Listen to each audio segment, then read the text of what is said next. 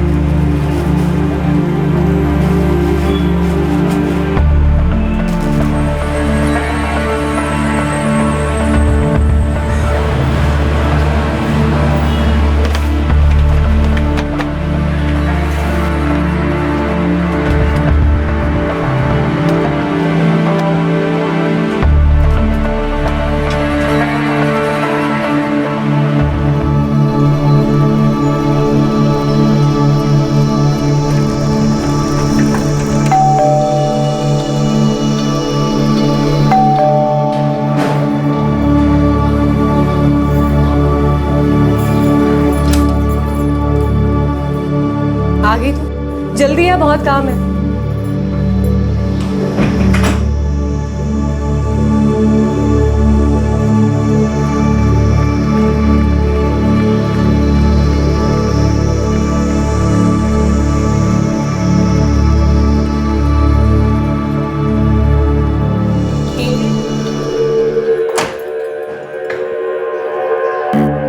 जी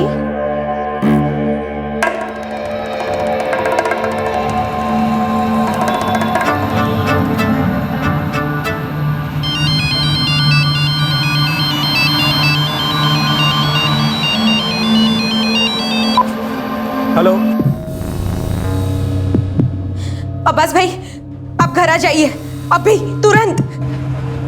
क्या हुआ वंदना? बस आप घर आ जाइए। नुपुर कहाँ है? उसे फोन देना। अब्बास भाई, आप बस जल्दी से घर आ जाइए। वंदना तुम इतना घबरा क्यों रही हो? हुआ क्या है? आप पहले घर तो आइए। अच्छा ठीक है, मैं आता हूँ। सुनील, मैं भी आया। जी भैया।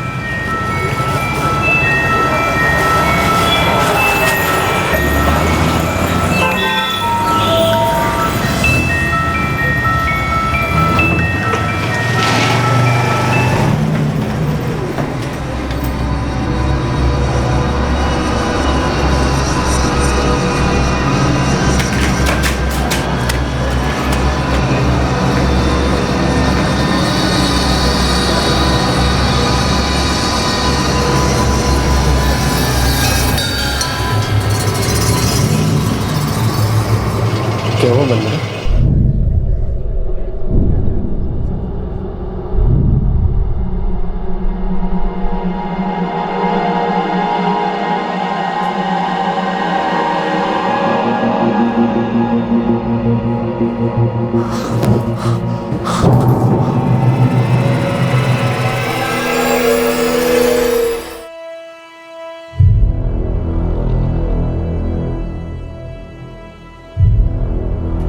राजू, राजू का? वो लोग राजू को ले गए। अब्बास भाई पुलिस को फोन लगाइए। अब्बास भाई पुलिस को फोन लगाइए। 3 साल के राजू की मां और अब्बास मोहम्मद की बीवी नूपुर का उसी के घर में दिन दहाड़े बड़ी बेरहमी से कत्ल कर दिया गया। कौन थे वो लोग जिन्होंने आकर घर के दरवाजे पर दस्तक दी थी? और वो मासूम बच्चा राजू अभी कहां था?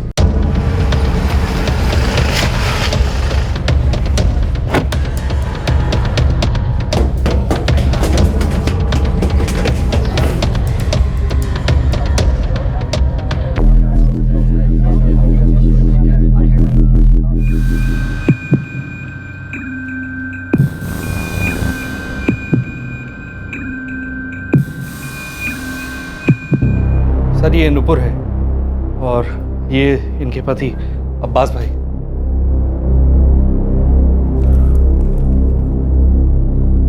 क्या हुआ? मेरी पत्नी का खून हो गया। कैसे हुआ ये? सर जब ये सब कुछ हुआ ना तो केवल इनकी नौकरानी वंदना घर पे थी। क्या हुआ था? किसी ने घंटी बजाई। नूपुर दीदी ने मुझे दरवाजा खोलने के लिए बोला। मैंने दरवाजा खोला। जी? कौन थे वो दोनों? पता नहीं साहब, मैंने उन्हें पहले कभी नहीं देखा था। फिर क्या हुआ?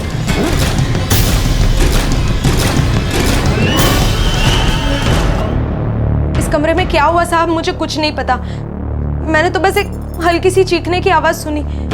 उसके बाद वो दूसरा आदमी बाहर आया। उसके एक हाथ में चद्दर में कुछ लिपटा हुआ था साहब। मुझे लगा वो राजू है और उसके दूसरे हाथ में पैसे और गहने थे।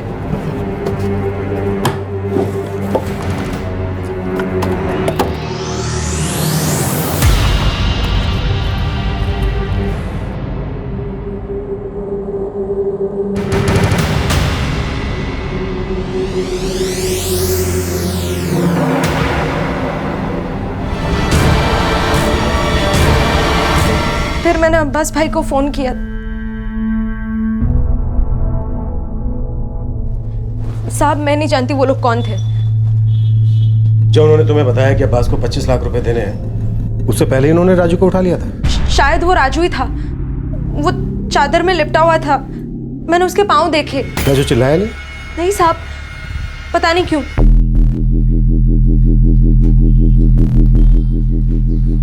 पूरा घर चेक करो, हाल में कुछ काला है। सर आपको क्या लगता है ये औरत झूठ बोल रही है? कोई तो झूठ बोल रहा है।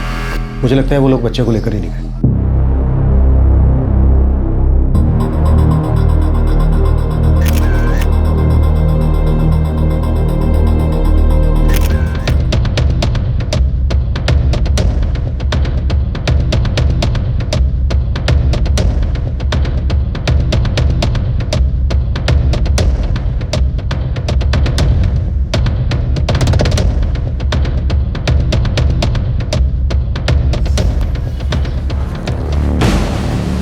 नहीं सर, केवल नूपुर की बॉडी है।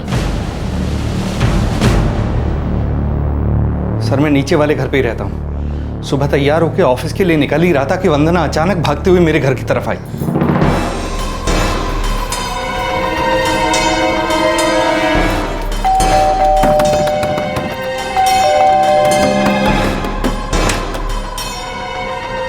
वंदना, क्या हुआ? राकेश जी आप जल्दी चलिए मेरे साथ। हाँ लेकिन बात क्या है? वो अब्बास भाई के घर में कुछ हो गया है। अब्बास भाई? सर यहाँ आया तो ये देखा। मैंने तुरंत वंदना से कहा कि अब्बास भाई को फौरन फोन लगाओ। जब यहाँ घर के अंदर ये सब कुछ हो रहा था तो आपको कोई चीखने चिल्लाने की आवाज़ सुनाई नहीं दी? नहीं सर, मुझे तो ऐसी कोई आवाज़ सुनाई नहीं दी।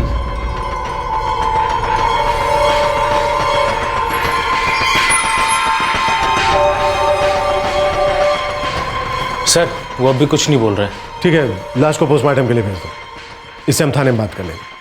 इस वक्त हम घर के आसपास के लोगों से बात करते हैं। दिन दहाड़े 2 लोग एक बच्चे को उठाकर ले गए। किसी ने कुछ देखा नहीं, सुना नहीं।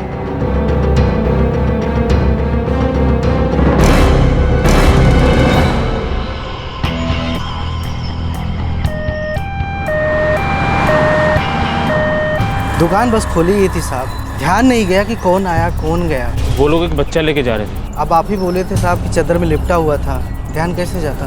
9:30 बजे दुकान खोलता हूँ सर। ये कोई 11:30 बजे हुआ था। ऐसे इतनी आवाज़ रहती है यहाँ पर, वेल्डिंग वगैरह की, कुछ सुनाई नहीं दिया सर। कुछ देखा भी नहीं? 2 लोग एक बच्चे को चादर में लपेट कर लेकर जा रहे थे। नहीं देखा सर। सर यहाँ पर शक करने जैसा किसी ने कुछ भी नहीं देखा। ये कहानी मनगढ़ंत लग रही है। कुछ तो झोल लग रहा है सर। उस नौकरानी से पूछताछ करनी होगी। और अब्बास के घर के डोर में इतने सारे मोबाइल कैसे? और इतने पैसे और गहने भी सर। अब्बास की तो गारमेंट शॉप है ना? हाँ।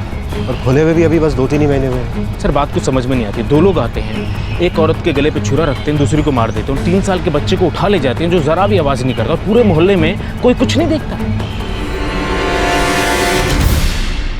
वंदना जो कहानी सुना रही थी वो सच में हुआ था या जो असल में हुआ था उसका पर्दाफाश होना अभी बाकी था। और 3 साल का मासूम राजू कहाँ था? दिन दहाड़े एक कत्ल हो गया, एक तथाकथित अपहरण हो गया। लेकिन यह कैसे मुमकिन था कि उस इलाके में किसी ने कुछ नहीं देखा और कुछ नहीं सुना? पुलिस इन सब सवालों के जवाब ढूंढने लगी।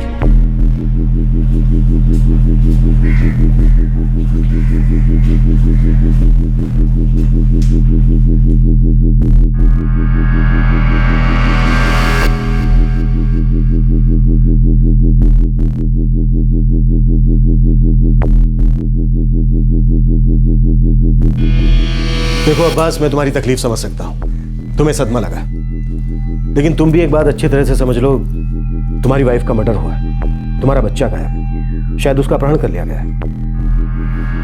देखो अब्बास, मैं तब तक तुम्हारी कोई मदद नहीं कर सकता जब तक तुम कुछ नहीं बोलोगे।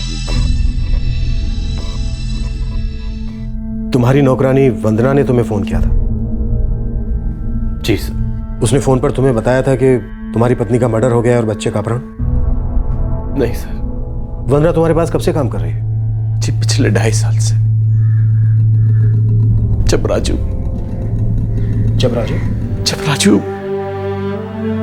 6 महीने का। वंदना के मुताबिक वो लोग तुम्हारे घर के ड्रॉअर से 6-7 मोबाइल लेकर गए। तुम्हारे पास 6-7 मोबाइल फोन थे? जी 4 महीने पहले तक मेरी एक मोबाइल रिपेयरिंग की दुकान थी।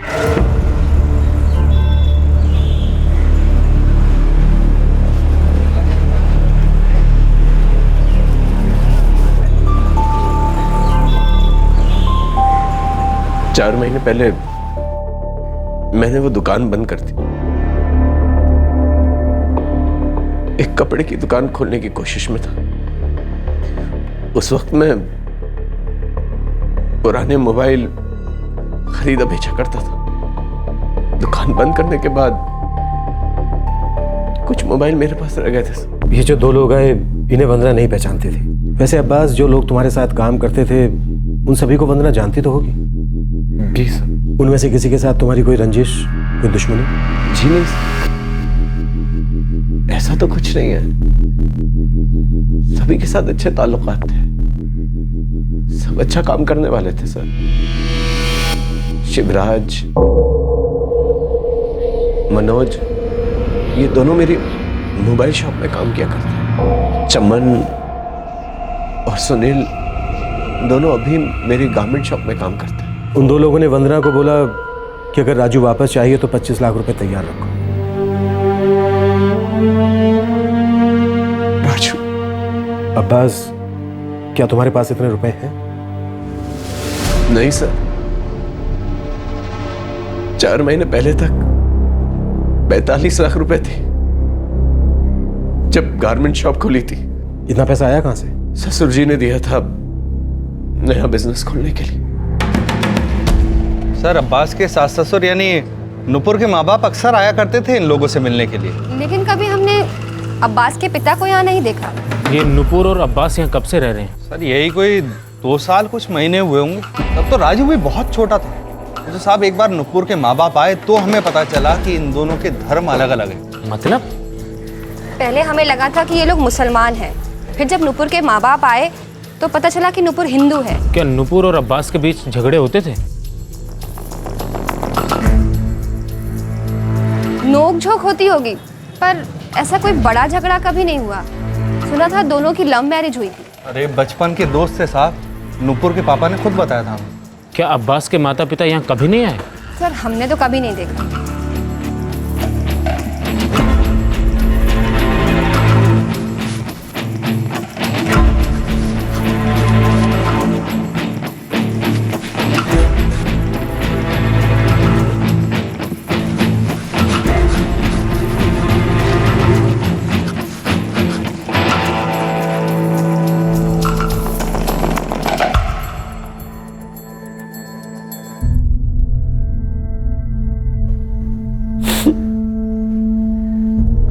हमारी लव मैरिज थी सर। हमने अपना घर, अपनी जिंदगी बहुत प्यार से बनाई थी। अब्बास, तुम्हारा फोन बज रहा है। ये फोन किडनैपर्स का भी हो सकता है। नुपुर में ही जिंदगी थी सर। अब्बास, फोन उठाओ। अब्बास, तुम्हारा बेटा राजू लापता है, फोन लो। फोन।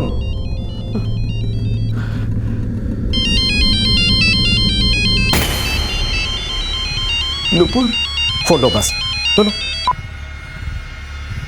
हेलो। तेरा बेटा अभी जिंदा है, वापस चाहिए तो 25 लाख रुपए तैयार रखियो। कौन बोल रहा है? अबे कौन बोल रहा है जान के क्या फायदा। और तू अभी किसके साथ बैठा है इस बात से मुझे कोई फर्क नहीं पड़ता, समझा। और मुझे ये भी पता है कि तेरा फोन स्पीकर पे है। तू बस इतना याद रख कि अगर तूने हमें 25 लाख रुपए नहीं दिए ना तो तू अपने बेटे का कभी चेहरा नहीं देख पाएगा।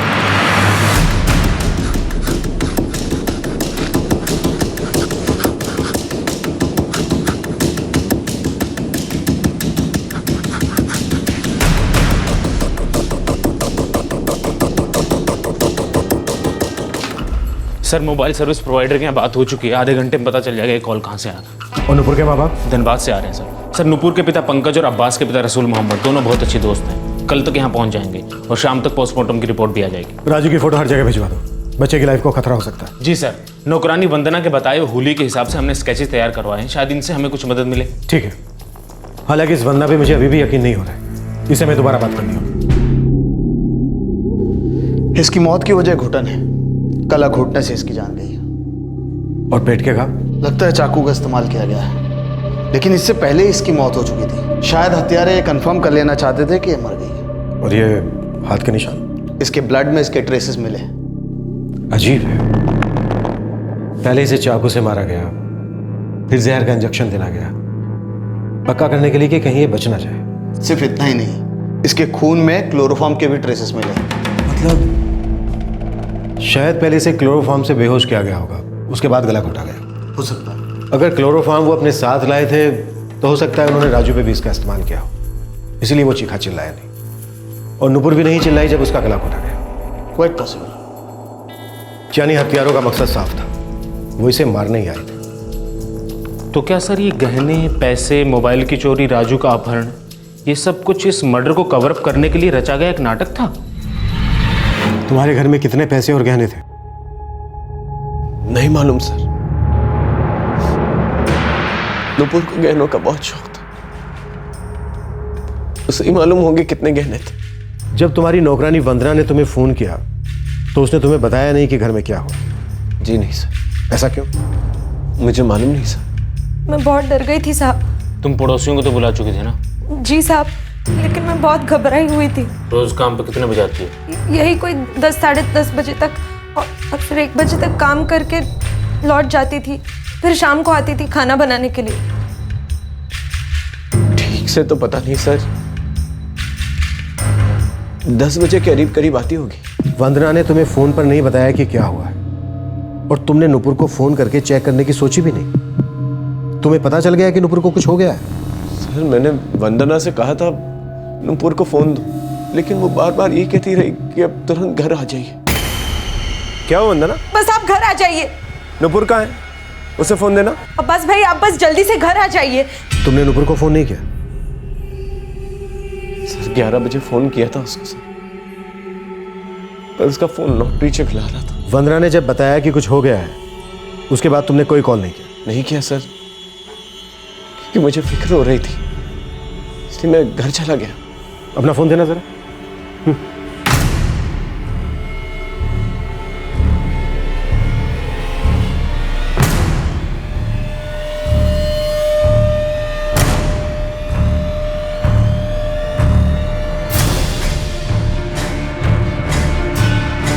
उन्होंने मेरे गले पर छुरा रख दिया था साहब, मैं चिल्ला नहीं सकती थी, मैं बहुत डर गई थी।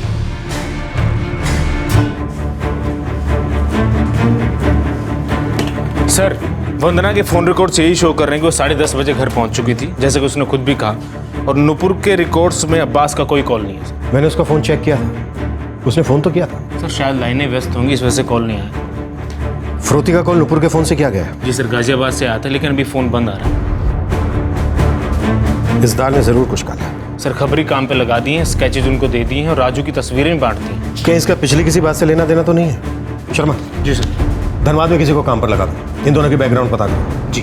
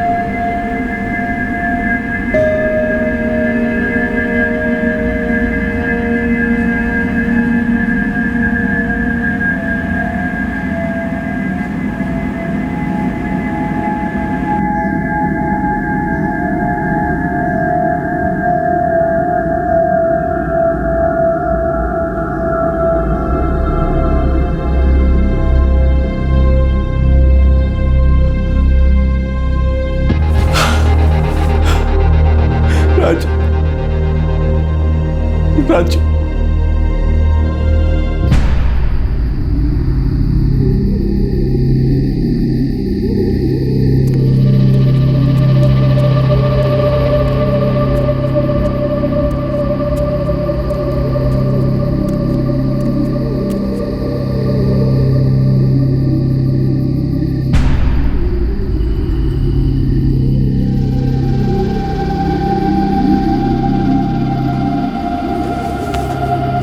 आदमी शाम से हमारे मकान पर नजर रखे हुए है। पुलिस को तुझ पे शक है क्या? पता नहीं, मगर मुझे ऐसे लगता है कि पुलिस को मेरी बात पे भरोसा नहीं है। क्या दाल में सच में कुछ काला था? क्या इस कत्ल और अपहरण में शक करने लायक बहुत कुछ था? कौन थे अपहरण करने वाले और राजू अभी कहां था?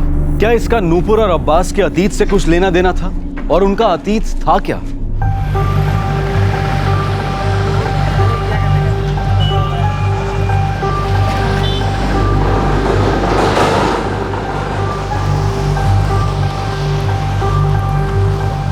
सलाम साहब। सलाम। क्या खबर है? साहब, नूपुर और अब्बास के माँ बाप कल शाम को दिल्ली के लिए रवाना हो गए। और कुछ? और नूपुर के पिता पंकज और अब्बास के पिता रसूल दोनों की सालों से अच्छी दोस्ती और काम में साझेदारी भी रही। साहब, उनकी गन्ने और धान की खेती है, दोनों साथ में ही काम करते हैं। नूपुर का बड़ा भाई अमित और अब्बास तीनों बचपन के दोस्त। साहब, बड़े होते होते नूपुर और अब्बास की बचपन की दोस्ती प्यार में बदल गई। बेटा समझो, ऐसा नहीं हो सकता। नूपुर, अब्बास और हम लोग सिर्फ दोस्त हैं, इसके आगे और कुछ नहीं हो सकता। कुछ हो गया तो ऊंच नीच हो जाएगी बेटा, बात को समझो।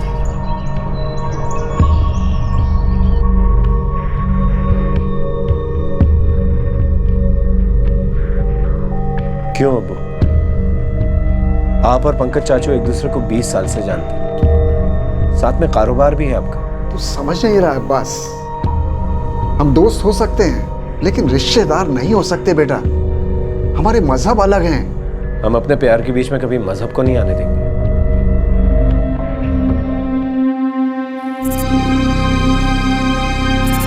बच्चे अपनी जगह ठीक है और हम अपनी जगह। हाँ पंकज भाई, आप और मैं उन्हें समझते हैं, लेकिन ये आसपास के लोग, ये गांव, ये समाज, ये सब कभी मंजूर नहीं करेगा। ये सब उनकी नाराजगी का कारण बन सकता है। इसका आगे क्या अंजाम होगा पता नहीं। सही कह रहे रसूल भाई, बच्चों को खबर नहीं है ये कितना खतरनाक मामला हो सकता है। हमें ही अब समझदारी से काम लेना पड़ेगा।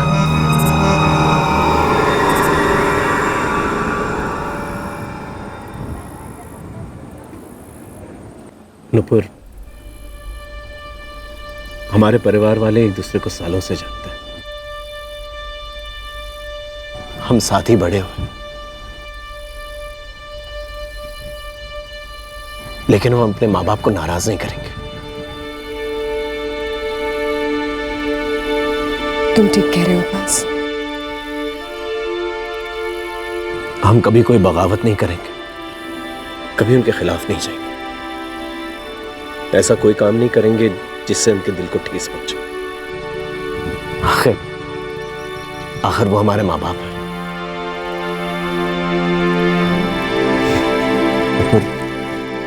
मेरी जिंदगी में तुम्हारे अलावा और कोई नहीं आ सकता। मेरी जिंदगी में भी बस।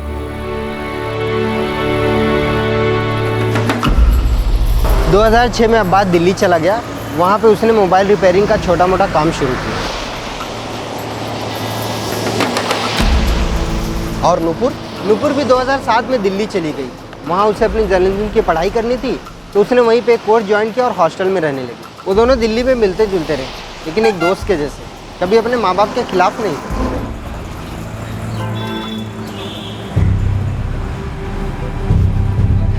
तू उसे भूलेगा नहीं ना कभी? अबू, बहुत प्यार करता हूँ मैं उससे। वो तो दिखता है, उसके नाम से दुकान ही चला रहा है। अबू आप फिक्र मत कीजिएगा, हम ऐसा कोई काम नहीं करेंगे जिससे आपको कभी कोई ठेस पहुंचे।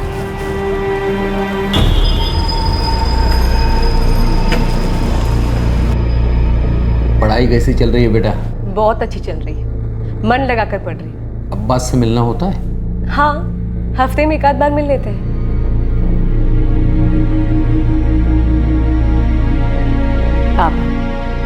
आप बिल्कुल भी फिक्र मत कीजिए, हम आपकी और रसूल चाचा की मर्जी के खिलाफ कुछ भी नहीं करेंगे। वो भी किसी से शादी नहीं करेगा और तू भी नहीं करेगी। इतना तो हक बनता है।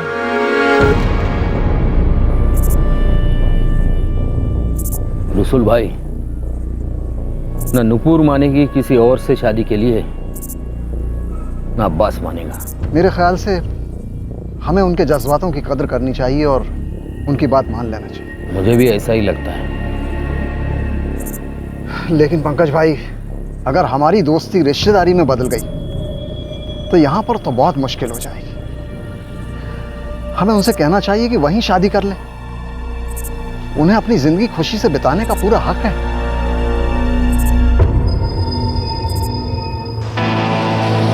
2009 में दोनों ने दिल्ली में ही शादी कर ली और 2011 में उनका बेटा राजू पैदा हुआ। सर, गाजियाबाद पुलिस जांच कर रही है लेकिन राजू की कोई खोज खबर नहीं। वो दोनों आदमी? सर, खबरियों को काम पे लगा दिया और स्केचेस भी उनको दे दिए। नुपुर एक फ्रीलांस पत्रकार थी, इस एंगल से कुछ नहीं सर, कुछ हाथ नहीं लगा। अब्बास का फोन मॉनिटर कर रहे हैं सर, लेकिन दोबारा फिरौती का कोई कॉल नहीं आया। क्या इस फिरौती के कॉल में कुछ दम भी था या फिर ये किसी साजिश का हिस्सा था? मुझे तो इस बच्चे राजू की बहुत फिक्र हो रही है। सर, यदि हम लोग अब्बास और नुपुर के पास्ट में जाएं तो वो दोनों एक दूसरे से बहुत प्यार करते थे। कहीं इस प्यार के बीच कोई रुकावट तो नहीं आ गई? नहीं सर, ऊपर से तो कुछ दिखाई नहीं दे रहा, लेकिन गहराई में जाएं तो शायद कुछ सुराग जरूर मिल सकता है। हाँ गोपाल साहब, एक खबर है। बोलना। शायद 2 नहीं 3 आदमी थे। 3 आदमी? हाँ। एक कारपेंटर है घनश्याम, उसको मालूम है।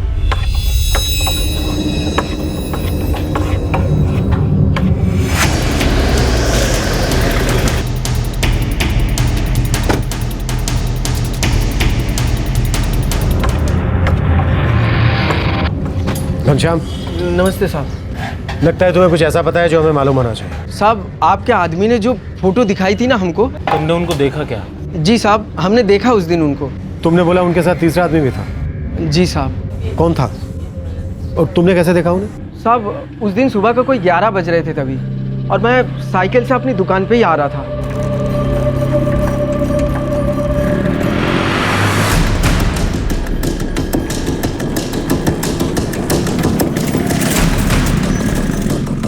अरे क्या करता है भाई, हेलमेट के अंदर से दिखाई नहीं दे रहा क्या? तुझे नहीं दिखता सामने से बाइक आ रही है, ऐसे कट मारता है कोई?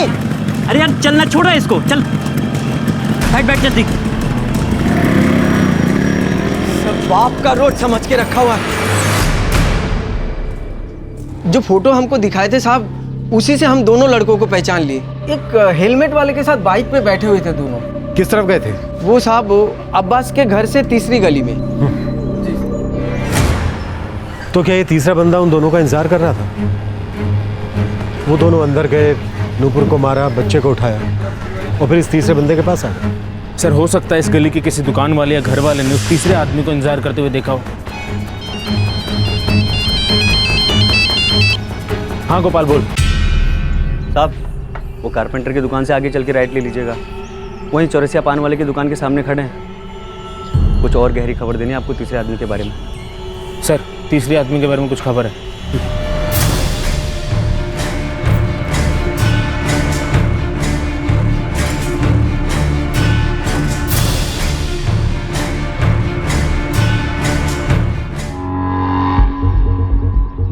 साहब, चौरसिया बाबू थोड़ा कुछ जानते हैं इसके बारे में। साहब, बाइक यहाँ क्यों रुकी थी?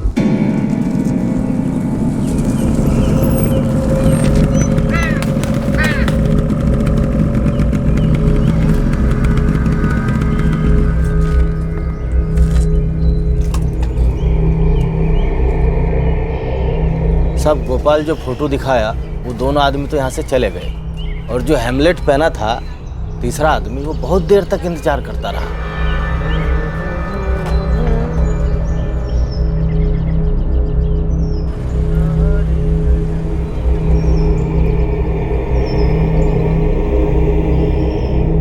लग रहा था जैसे टाइम पास कर रहा है। चौरसिया, अब तू टाइम पास बंद कर और बोल कौन था वो? थोड़ी देर बाद बाइक से उतरा और सीधा हमारी दुकान पे चला आया।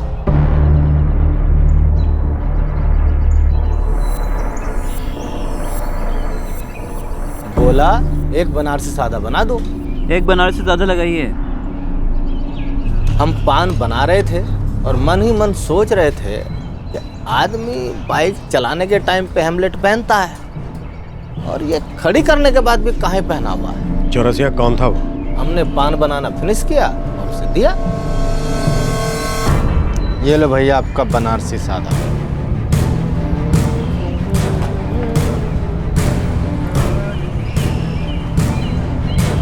हम सोच रहे थे बंदे ने पान तो खा लिया पर हेमलेट पहने पहने थूकेगा कैसे, तभी बंदे ने हेमलेट मारा।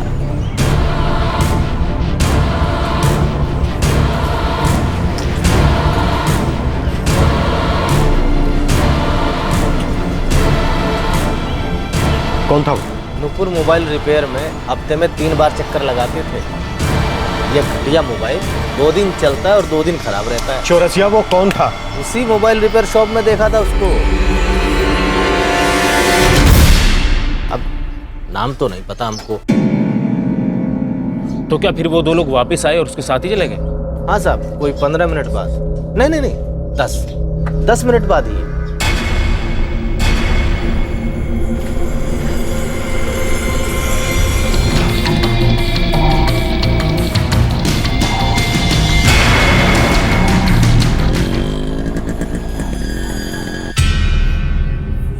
तुमने बच्चे को नहीं देखा उनके साथ? साहब तो अभी इस गोपालवा ने बताया, अच्छे से ढका हुआ था, कुछ दिखाई नहीं दे रहा था। हमको लगा कुछ सामान वामान ले जा रहे हैं। बाइक का नंबर याद है? अगर हमको जरा भी भनक होता ना कि कोई कांड होने वाला है, हम नंबर याद रख लेते और याद क्या, सालों को वहीं धर लेते।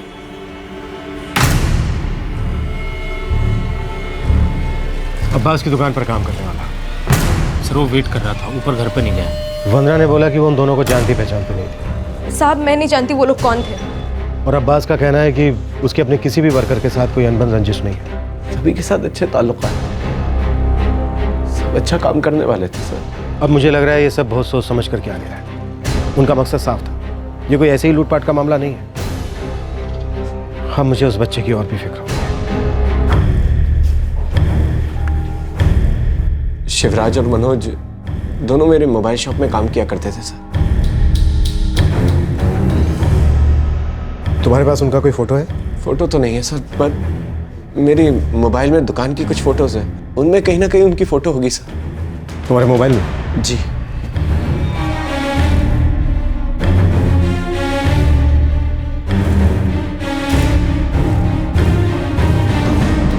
हाँ साहब, यही वाला था।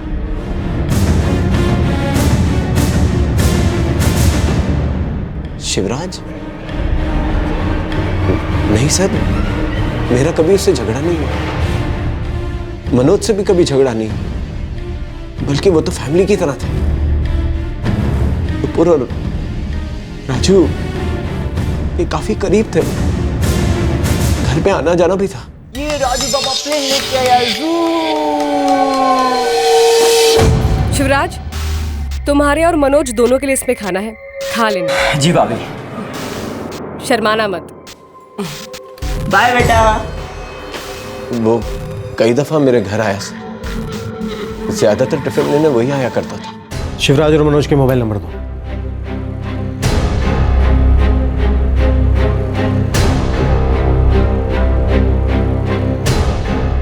The number you have called is currently switched off. The number you have called is currently not reachable. Sir Manoj का फोन नॉट रीचेबल आ रहा है और शिवराज का फोन बंद आ रहा है। हमने मोबाइल प्रोवाइडर से बात कर ली, वो जल्दी उसकी लोकेशन डिटेल निकाल देंगे। सर मुझे नहीं लगता कि वो लोग ऐसा कुछ करेंगे। तुम्हारे कहने का क्या मतलब है अब्बास? हमारे पास इस बात के पक्के सबूत हैं कि शिवराज उन लोगों के साथ था जो 2 लोग तुम्हारे घर गए थे, और तुम लोग शिवराज के अच्छे होने की दुहाई दे रहे हो।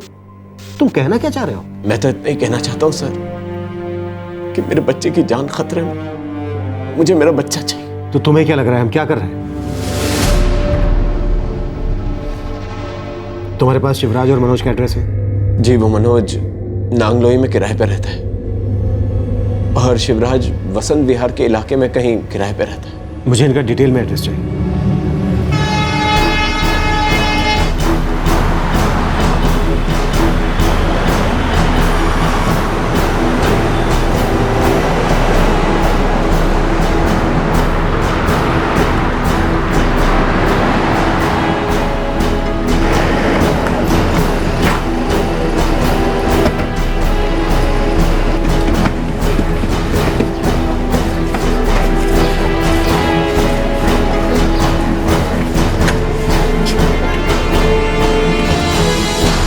कुछ दिनों से मनोज दिखा नहीं है और कपिल को पता होगा। कौन कपिल?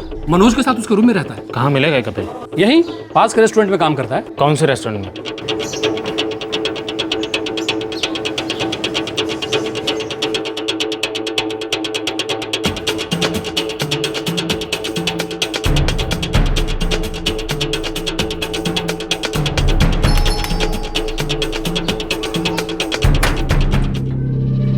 जी शिवराज यहीं रहता है? जी कहाँ है वो? पता नहीं, कुछ दिनों से दिखा नहीं। किसे खबर होगी उसकी? आप अमरनाथ भाई से पूछिए, जो उस घर के मकान मालिक हैं। कहाँ रहते हैं वो? 2 घर छोड़कर कोने वाला घर है उनका।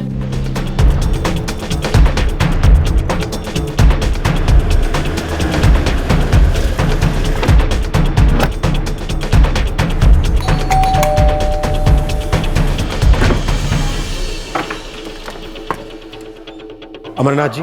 हाँ जी बोलिए। मनोज तो गांव गया अपने साहब, यही कोई 8-10 दिन होंगे साहब। गांव कहाँ है उसका? फतेहपुर। वैसे बात क्या है साहब? कपिल, तुम्हारे पास उसके गांव का कोई पता ठिकाना है? नहीं साहब, हमारे पास तो नहीं है। शिवराज बोल रहा था उसे घर जाना, शायद अब तक तो निकल भी गया हो। अब साहब रोज रोज तो उससे मिलना होता नहीं, सब अपने अपने कामों में लगे रहते हैं। मेरी लास्ट बात उससे तब हुई थी जब वो मुझे किराया देने आया था 17 अगस्त को। वो बोल रहा था उसे कुछ दिनों के लिए घर जाना है।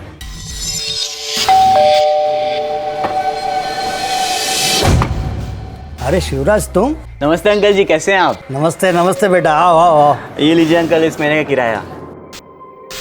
बेटा अंदर तो आओ, चाय पी के जाओ। अरे नहीं अंकल, फिर कभी आएंगे, अभी थोड़ा जल्दी में है।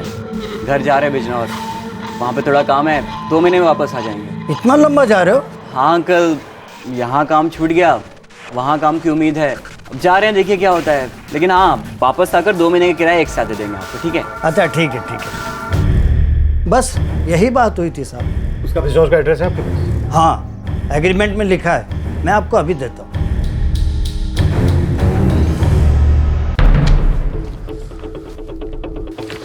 बिजनौर पुलिस को कांटेक्ट करो कि इनके घर जाए। तो सब मनोज, फतेहपुर पुलिस को भी अलर्ट किया जाए।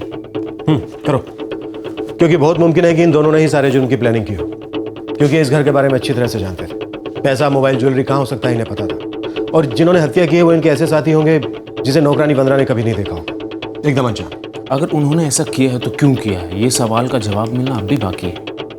यही सोचकर तो मैं भी हैरान। उनकी और अब्बास की कोई दुश्मनी नहीं थी, वो तो बस अब्बास के साथ काम करते थे। पता नहीं क्यों मुझे ऐसा लग रहा है कि इसका मास्टरमाइंड कोई और ही है।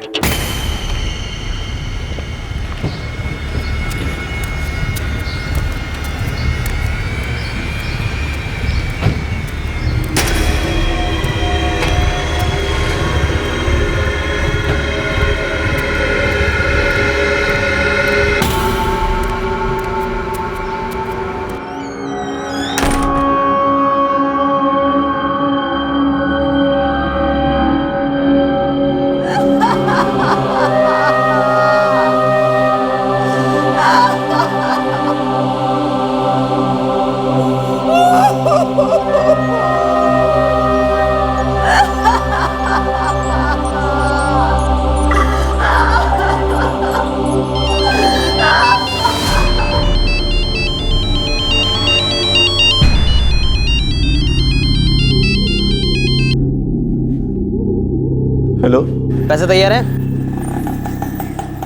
कौन बोल रहा है? कहाँ है मेरा बेटा? 25 लाख तैयार हैं? देखिए आपको जो चाहिए ले लीजिए, मुझे मेरा बेटा वापस दे दीजिए। तो पैसे तैयार रख, हम फिर फोन करते हैं। Hello hello hello.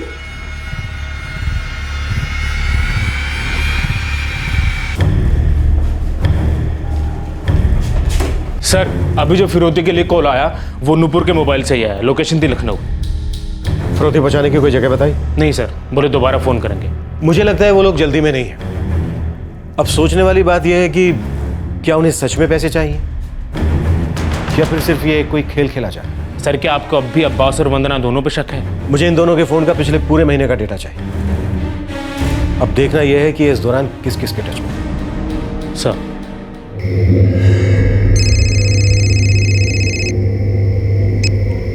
Hello hello Kapil, Manoj बोल रहा हूँ। कुछ हुआ क्या? कहाँ है तू मनोज? यहीं अपने गांव में। क्यों, क्या हुआ? सब ठीक तो है ना? पुलिस तुमको खोज रही है। क्यों, क्या हुआ? अरे तेरे सेठ अब्बास भाई की बीवी का मर्डर हो गया और उनके बेटे का अपहरण हो गया। पुलिस तुमको और शिवराज को ढूंढ रही है। मनोज क्या चक्कर क्या है? तूने कुछ किया तो नहीं ना भाई? नहीं यार, मुझे तो इसके बारे में कुछ पता ही नहीं है। देख हम कह रहे हैं तू दिल्ली वापस आ जा और पुलिस से बात कर, नहीं तो बहुत बुरा फंसेगा तू। ठीक है, मैं कुछ करता हूँ। वो बच्चा राजू कहाँ था? अब्बास का एक पुराना वर्कर उन 2 आदमियों के साथ दिखा था जिन्होंने नूपुर की हत्या की थी और बच्चे को लेकर फरार हो गए थे। वो इस जुर्म में कैसे शामिल था? ये जुर्म आखिर क्यों किया गया था? अब तक की तहकीकात से न राजू का ठौर ठिकाना पता चला था, न जुर्म के पीछे की मंशा जाहिर हुई थी और न ही असल मुजरिमों का पर्दाफाश हुआ था। ये भूल भुलैया और पेचीदा होती जा रही थी। 3 दिन हो गए सर, मेरे बेटे का कुछ पता नहीं। मेरी बीवी को मार डाला और आप लोग अब तक यही सोच रहे हैं कि मैं इसमें शामिल हूं कि नहीं। मैं अपनी बीवी और अपने बेटे को अपनी जान से ज्यादा प्यार करता हूं सर। आप लोगों को इतनी सी बात समझ में नहीं आ रही। अब्बास, मैंने तुमसे सिर्फ एक सवाल पूछा। तुम्हें ऐसा क्यों लग रहा है कि मैं तुम पर उंगली उठा रहा हूं? आपके सवाल सर, आपके सवाल तोड़ देते। ऐसा लगता है जैसे आप लोग चाहते मैं टूट जाऊं और मान लूं कि ये जुर्म मैंने किया। ऐसा लगता है आप लोग मानकर बैठे हैं जैसे ये अपहरण और फिरौती सब नाटक है और मैं जानता हूं राजू का है। लगता है आप लोग चाहते मैं मान लूं कि मैंने ही खून किया मेरी बीवी का और राजू का भी। क्या ये सच है अब्बास? क्या तुमने ही शिवराज, मनोज और 2 अनजान लोगों के साथ मिलकर इस सबको अंजाम दिया है? नहीं सर, बिल्कुल नहीं।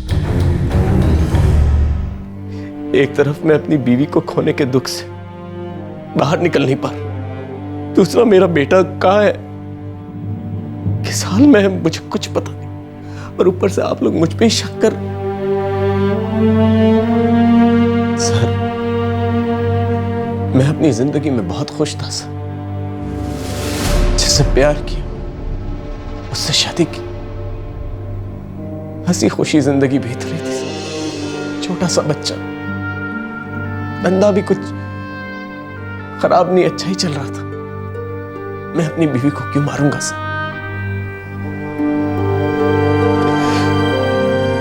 बहुत प्यार करता था सर मैं उससे।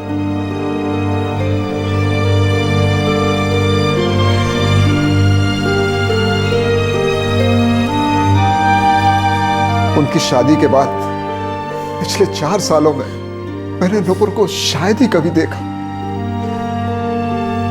सब कुछ तो ठीक चल रहा था, फिर पता नहीं ये सब कैसे। साहब, मुझे पता है आप लोग मुझ पर शक कर रहे हो। आप लोगों ने मेरे पीछे पुलिस वाला लगा रखा है जो हर जगह जाकर पूछताछ कर चुका है जहां मैं काम करती हूँ। मेरा जीना मुश्किल हो गया है साहब। तुम शिवराज और मनोज को जानती हो? साहब, अब्बास भाई और नूपुर दीदी के यहाँ काम करते हुए 2 साल से ऊपर हो गया है। मैं शिवराज और मनोज को जानती थी, मगर आप मुझ पर क्यों शक कर रहे? मैं क्यों झूठ बोलूंगी साहब?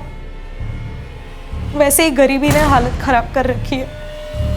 काम करती हूँ तो 2 रोटी पेट में जाती है साहब। ऐसे उल्टे सीधे काम दिमाग में भी नहीं आते। उन लोगों ने मेरे गले पर छुरा रखा था। ऐसे में कौन आम आदमी डर नहीं जाएगा? ऊपर वाले का शुक्र है मैं बच गई, मगर आप लोगों ने मेरा जीना मुहाल कर रखा है।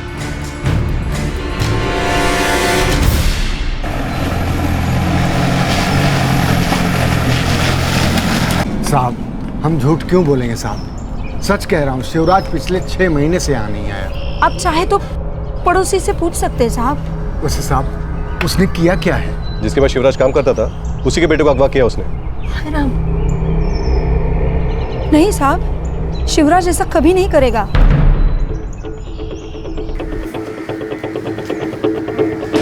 सर, बिजनौर में शिवराज के घर के आसपास निगरानी लगा दी गई है, लेकिन वो अभी तक घर नहीं आया। उसका मोबाइल भी बंद आ रहा है। सर, शायद वंदना इस सब में शामिल नहीं है। और अब्बास ने शिवराज को करीब 4 महीने पहले फोन किया था जब उसने अपनी मोबाइल शॉप बंद की। तो क्या हम बेकार में ही अब्बास और वंदना पे शक कर रहे हैं? और असल में ये सारा खेल शिवराज और मनोज ने खेला है। सर अगर देखा जाए तो जब अब्बास ने अपनी मोबाइल शॉप बंद करके गारमेंट की शॉप खोली तो उसके ससुर जी ने उसको 45 लाख रुपए दिए थे। बाद में पता चला कि उसमें उसके फादर का भी बराबर का कंट्रीब्यूशन था। शायद शिवराज और मनोज ये सब कुछ जानते होंगे और उनके मन में लालच आ गया हो। क्या सिर्फ लालच ही इस जुर्म के पीछे का कारण था? अपने गुस्से और लालच की वजह से क्या कोई एक मासूम औरत का कत्ल कर सकता है? और वो भी पहले से सोच के पक्का मार डालने की नीयत के साथ गला घोंटा जाए, चाकू घोंपा जाए, जहर का इंजेक्शन दिया जाए ताकि उसके जिंदा बचने की कोई संभावना ही ना रहे।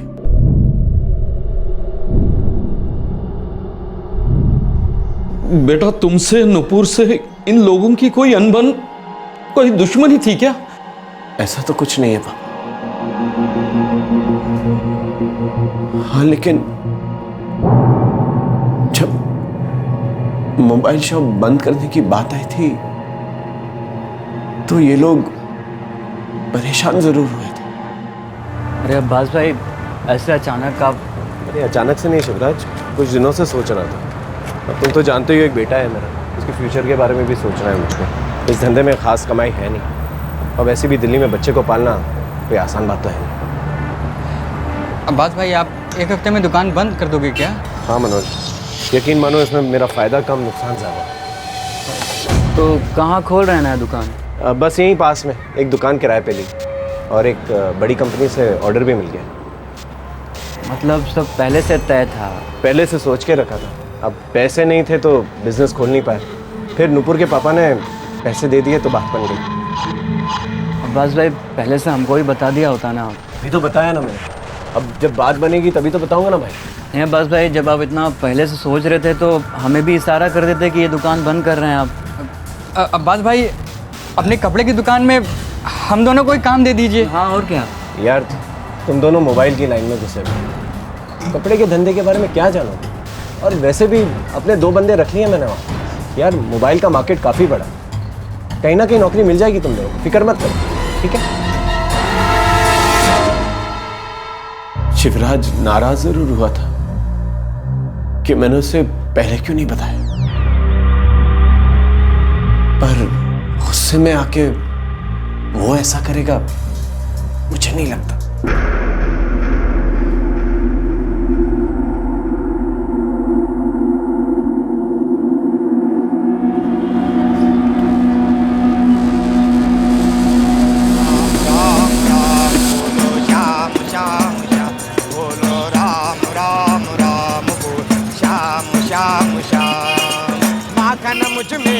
चिराए एक तेरा दिल दी के पाए।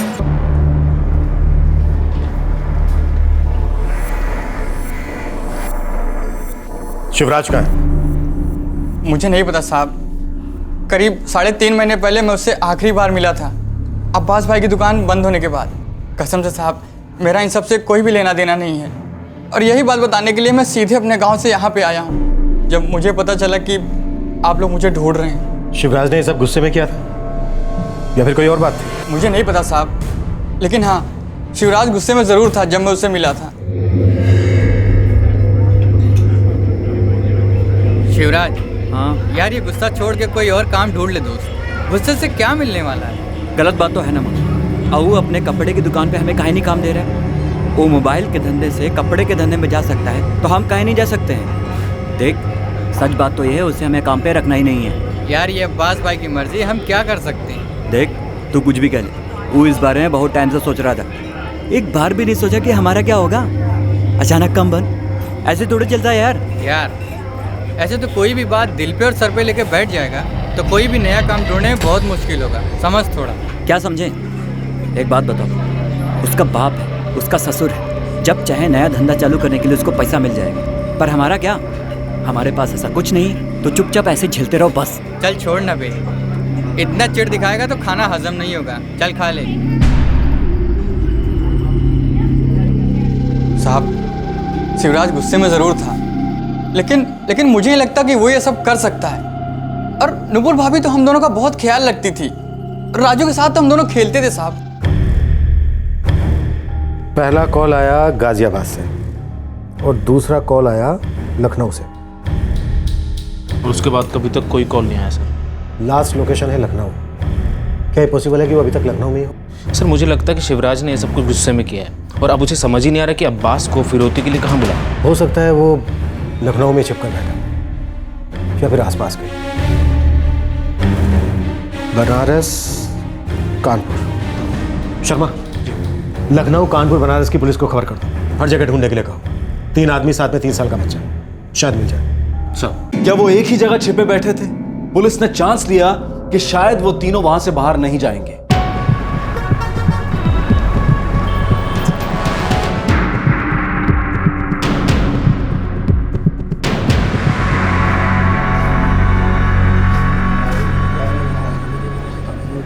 सर 4 दिन हो गए सर, राजू की फिरौती के लिए कोई फोन नहीं है। मुझे बहुत फिक्र हो रही है सर। अब्बास, हम उसे हर जगह ढूंढ रहे हैं, जिस शहर में वो हो सकता है। शिवराज के बिजनौर के घर पे भी हमने नजर रखी हुई। बाकी 2 लोगों के बारे में हम ज्यादा जानते नहीं, लेकिन हम पूरी कोशिश कर रहे हैं। बच्चे की हमें भी फिक्र है अब्बास।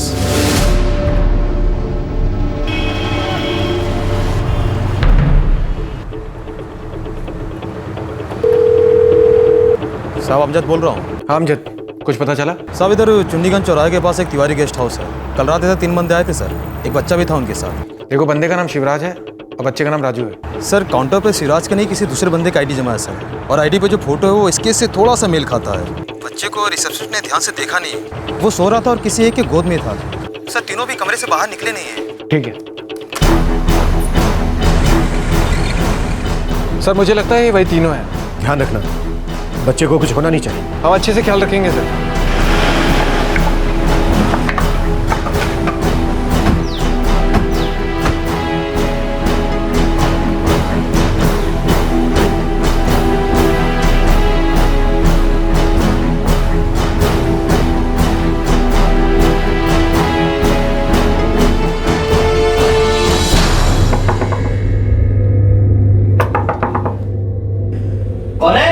रूम साफ करना है साहब। अरे नहीं करवाना है अभी। मैनेजर साहब ने बोला है साफ करना जरूरी है, 5 मिनट लगेगा बस।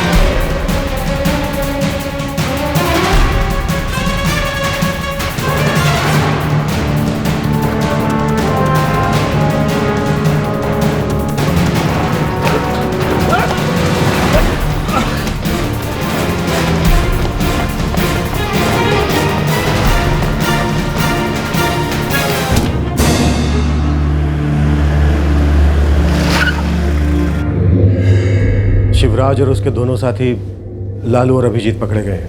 इन दोनों ने मिलकर ही नुपुर की हत्या की थी। शिवराज ने ऐसा क्यों किया सर? पैसों के लिए? हाँ, हम गुस्से में थे साहब, काम नहीं था हमारे पास और सिर्फ उसकी वजह से हमारी ये हालत हुई थी।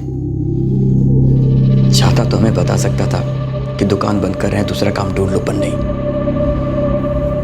बहुत मुश्किल होती है साहब जब काम छूट जाता है, कमाई बंद हो जाती है।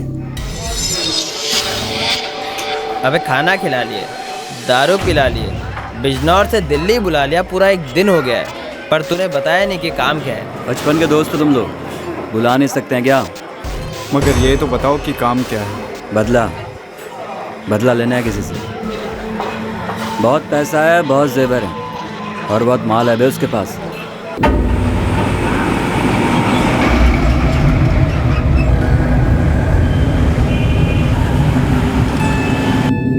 पूरे 2 साल साहब, पूरे 2 साल वफादारी के साथ काम किया उसके। मिला क्या? पेट पर लात। वो सिर्फ अपने बारे में सोच रहा था। क्या गलत किया साहब? क्या गलत किया अगर हम थोड़ा लालच कर लिए? वो लालची नहीं था जब वो अपने बारे में सोच रहा था।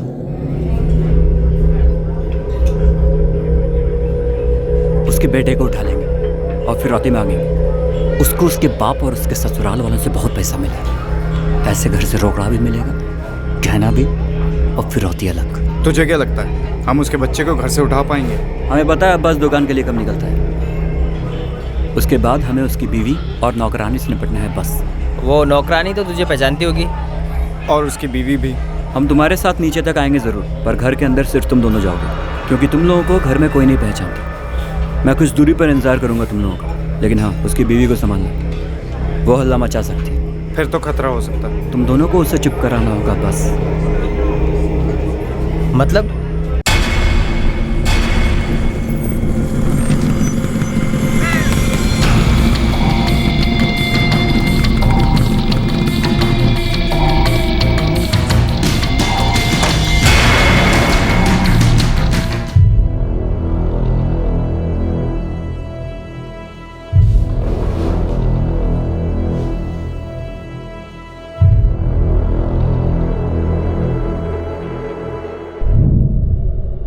मुझसे बदला लेने के लिए ये सब की? न जाने कितनी बार नुपुर ने अपने हाथों से बना खाना उसे खिलाया सर। उसे इतना गुस्सा आ जाएगा कि वो उसे नुपुर को ही। उसकी रोजी रोटी गई, काम का जो जरिया था वो गया, बस उसने पाल ली खुन्नस। उसके हिसाब से तुम एक स्वार्थी इंसान है जिसने सिर्फ अपने बारे में सोचा, उसका ख्याल नहीं रखा।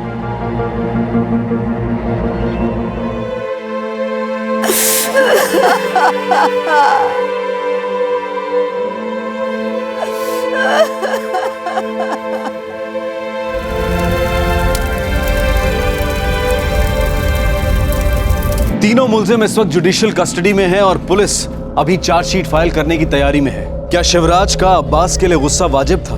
बेरोजगारी में वो चाहे कितना भी हताश या निराश हो गया हो, लेकिन एक मासूम औरत को मारकर आखिर उसे क्या हासिल हो गया? अब्बास के लिए जो गुस्सा था, नफरत थी, उसमें एक बच्चे का क्या दोष था? शिवराज की शिकायत थी कि अब्बास ने अपने कर्मचारियों को दुकान बंद करने की खबर पहले नहीं दी। अचानक शिवराज को अपनी रोजी रोटी से हाथ धोना पड़ा और मनोज का रोजगार भी जाता रहा। लेकिन मनोज ने शिवराज का रास्ता नहीं चुना, बल्कि उसने ऐसे समय का इस्तेमाल नए मौके बनाने, नौकरी तलाशने और अपने घर वालों के साथ वक्त बिताने के लिए किया। जिंदगी की एक नए सिरे से शुरुआत करने की कोशिश की।